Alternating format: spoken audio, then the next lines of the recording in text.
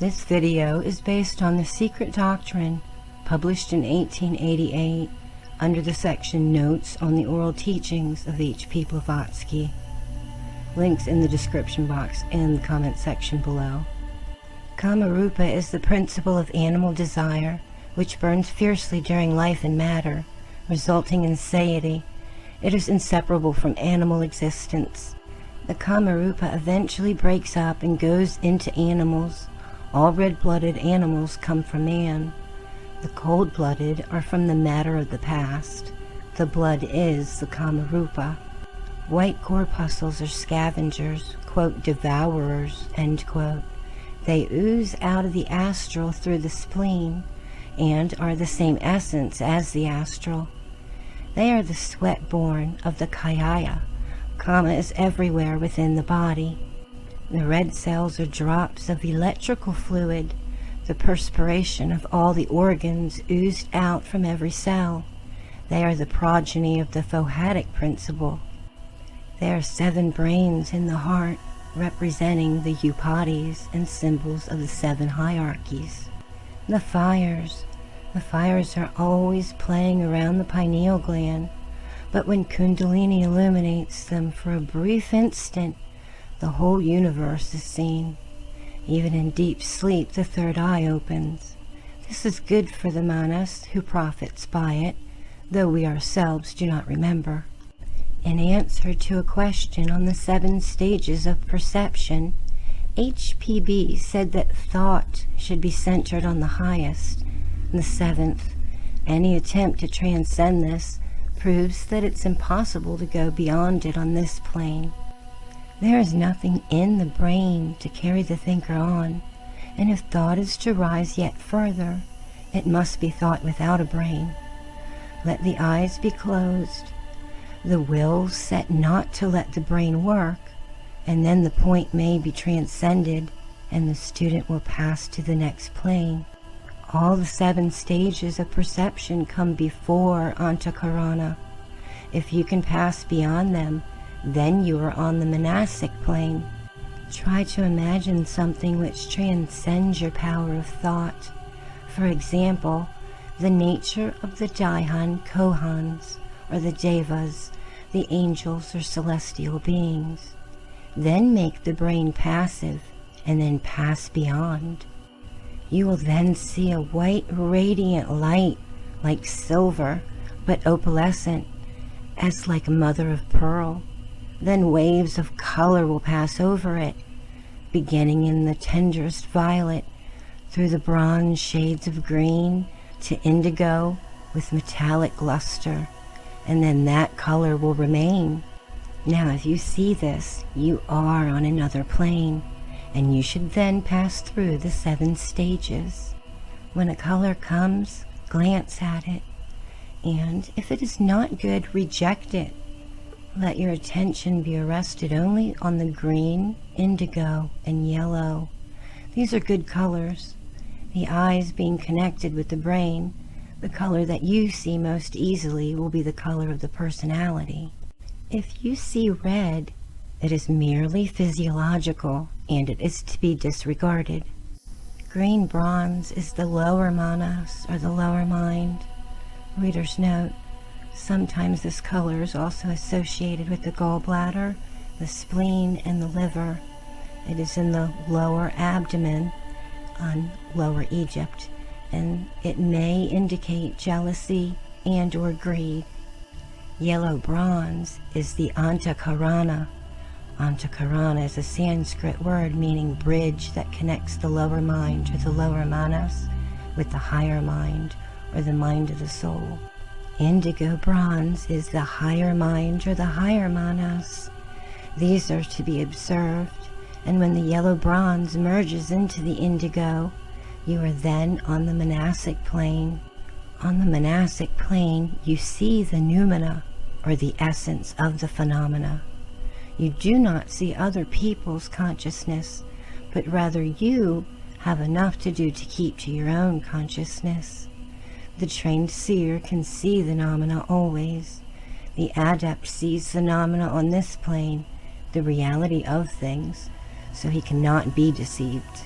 In meditation, the beginner may waver backwards and forwards between two planes.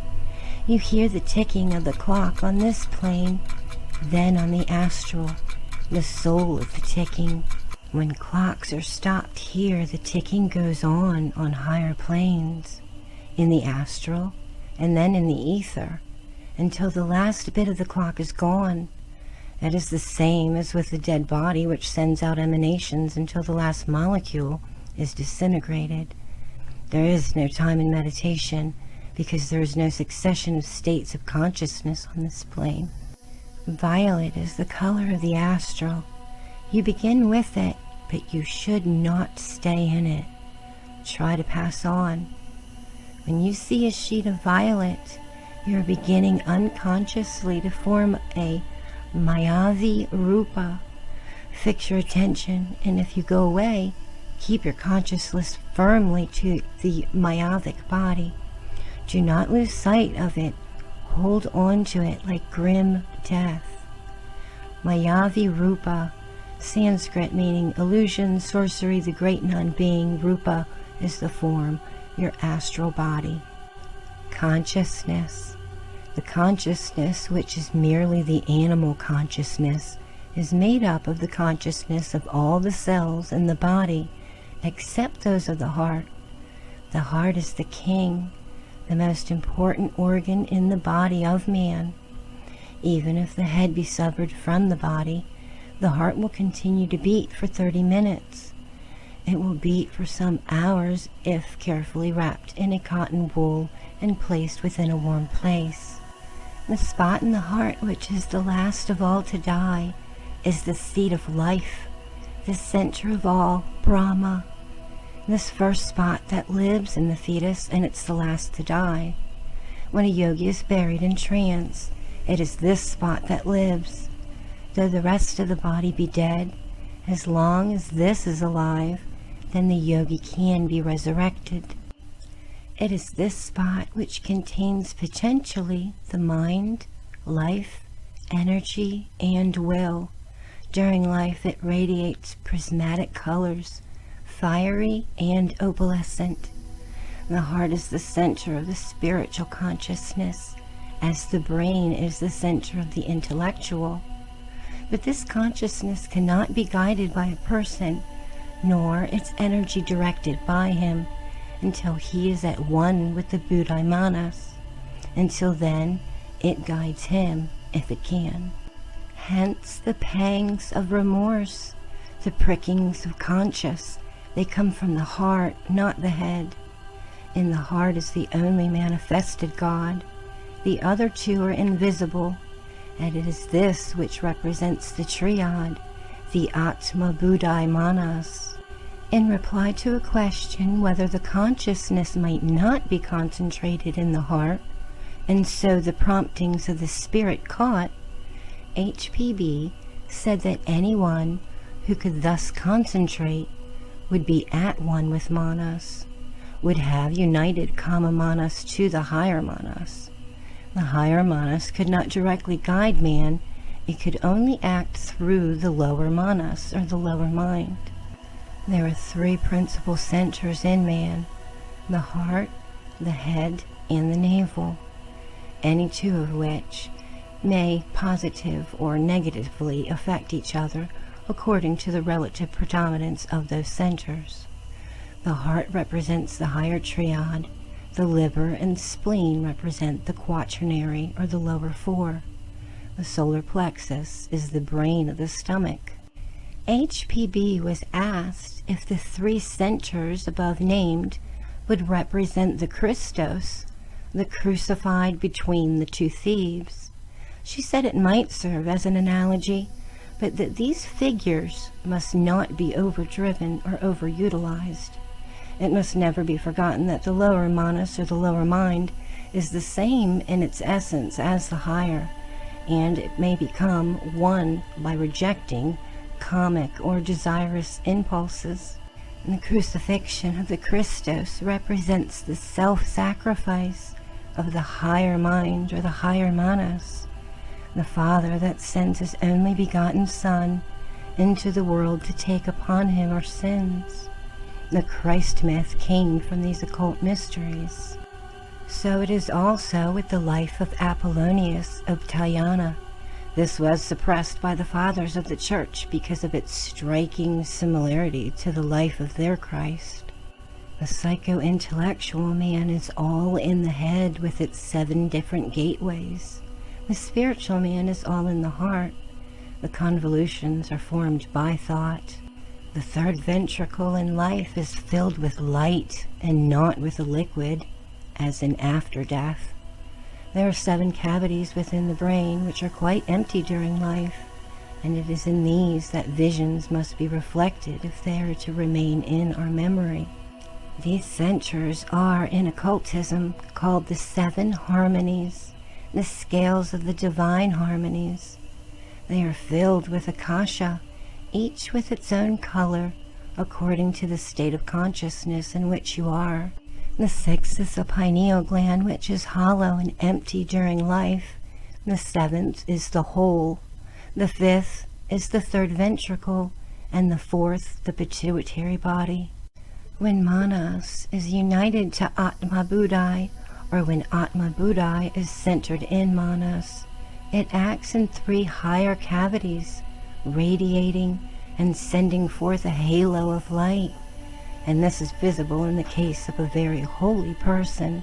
The cerebellum is the center, the storehouse of all the forces. It is the kama of the head. The pineal gland corresponds to the uterus, and its peduncles to the fallopian tubes. The pituitary body is only its servant, its torchbearer, like the servants bearing lights that used to run before the carriage of a princess. Man is thus androgyne, so far as his head is concerned. Man contains in himself every element that is found in the universe. There is nothing in the macrocosm that is not in the microcosm.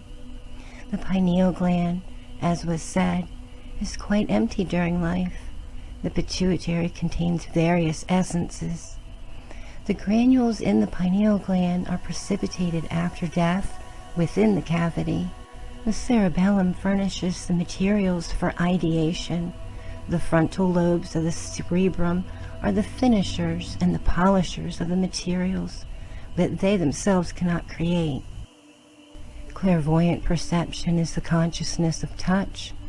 Thus, reading letters, psychrometrizing substances, or divining by touch, etc., may be done at the pit of the stomach. Every sense has its consciousness, and you can have consciousness through every sense. There may be consciousness on the plane of sight, though the brain be paralyzed. The eyes of a paralyzed person will show terror. So is with the sense of the hearing, and those that are physically blind, deaf, or dumb. They are still possessed of these psychic counterparts of these senses. Will and desire. Eros in man is the will of the genius to create great pictures, great music, art, writings, things that will live and serve the race. It has nothing in common to do with the animal desire to create. Will is of the higher manas. It is the universal harmonious tendency acting by the higher manas or the higher mind. Desire is the outcome of separateness, aiming at the satisfaction of self in matter. The path open between the higher ego and the lower enables the ego to act on the personal self. Conversion. It is not true that a man powerful in evil can suddenly become converted and become as powerful for the good, for his vehicle is too defiled, and he can at best but neutralize the evil, balancing up the bad karmic causes he has set in motion, at any rate for this incarnation. You cannot take a herring or a fish barrel and use it for an attar of roses, which means a vat to use an essential fragrant oil. The wood is too soaked through with the fish drippings when evil impulses and tendencies have become impressed on the physical nature, they cannot at once be reserved.